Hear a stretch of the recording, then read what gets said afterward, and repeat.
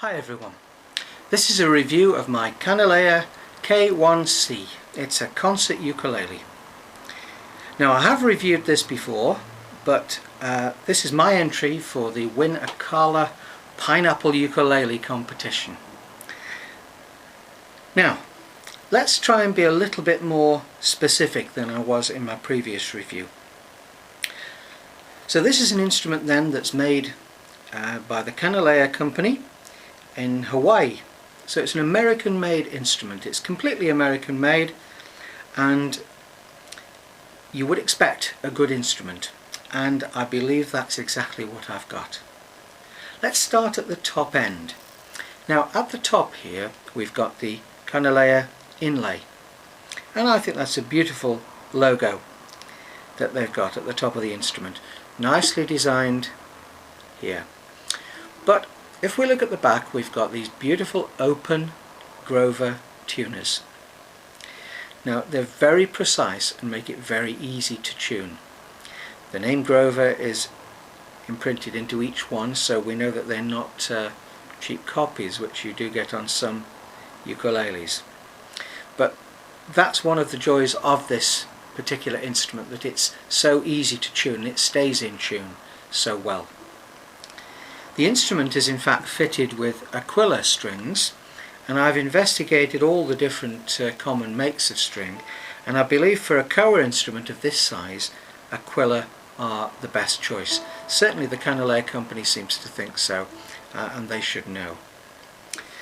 Let's move down the instrument a little bit to the nut. Now the nut is made of a material called new bone, and it's a type of plastic, but it's meant to work like real bone.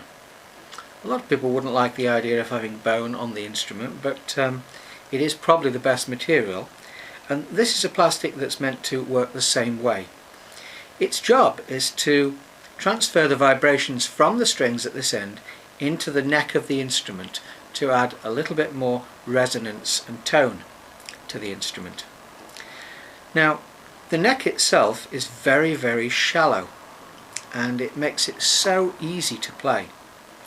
In fact, it's so shallow that the capo that I bought for it, which is I think it was a mandolin capo, won't quite fit because it's got such a shallow profile. It's very, very comfortable to play. The fingerboard itself is made from rosewood, a very nice piece of rosewood, beautifully even grain, and it's got some pearl dots, double dots at the 12th fret. The frets are beautifully positioned, there's no sharp bits at all, absolutely exquisitely put together. And one thing that I was particularly pleased with is the height of the strings at the nut. You don't need very much effort to press down the strings here. It makes it so easy to play in the first position. Some ukuleles have the nut position very high, so there's no chance of any buzzing or vibration. Well, if it's done correctly, as it does on this instrument, there's no buzzing or vibration at all. It's just perfect, and it makes it a joy to play. The string is at, again, I keep using this word perfect, but it's probably at the perfect height all the way along the fingerboard.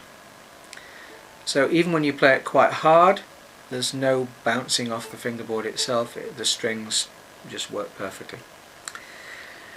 Going down to the bridge and the saddle is again made of this new bone material, and it works very, very well. The strings cross the saddle at exactly the same place, so that means that you will have to just take a great deal of care with the tuning, because obviously a thicker string is different in its position than a thin string. Some ukuleles do have a compensating saddle.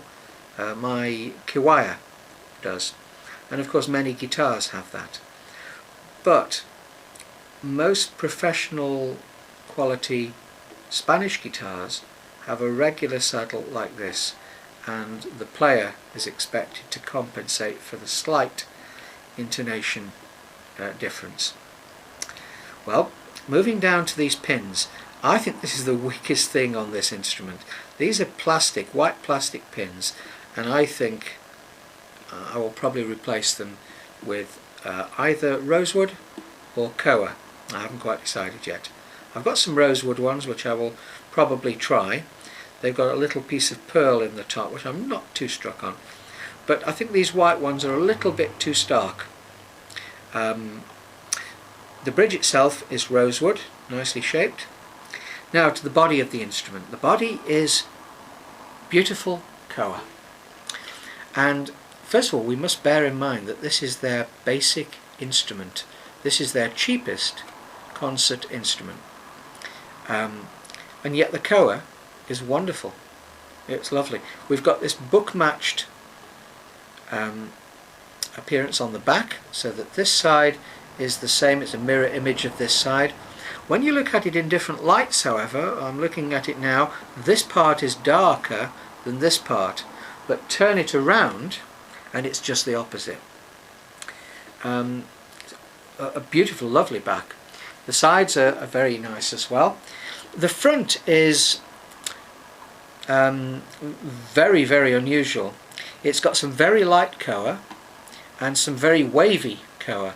It's not quite a mirror image, but if you want absolutely exquisite koa, you've got to pay a little bit more. This is just their basic instrument. I like this very much.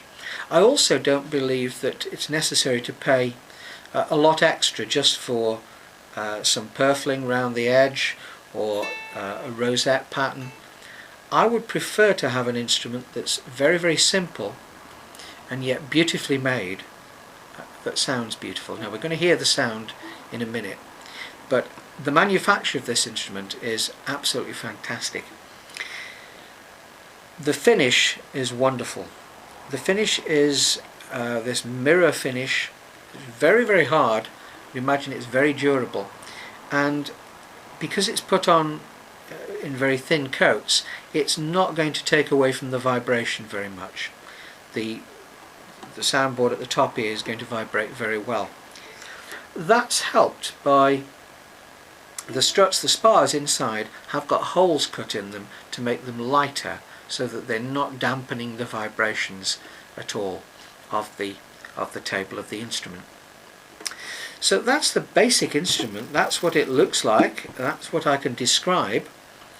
I'll try and describe what it's like to play. I've said before, it's very comfortable and it's very, very easy on the left hand. You don't have to put much pressure on. So some of the more difficult chords are simple to play.